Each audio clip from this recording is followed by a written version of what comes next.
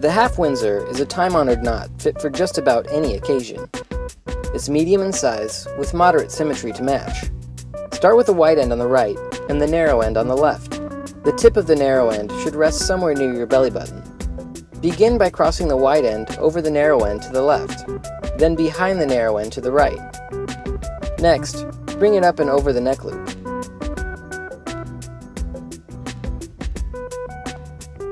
And across to the left.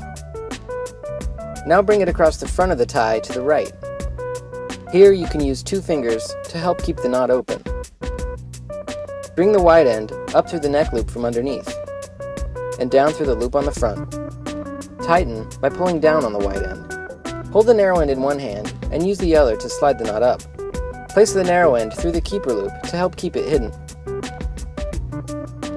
The tip of the tie should rest somewhere between the top and bottom of your belt.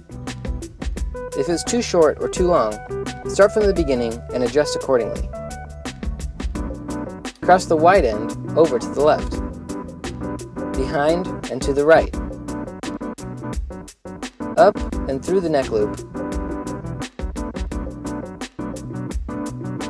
and across to the left, across the front to the right, up through the neck loop from underneath, and down through the front.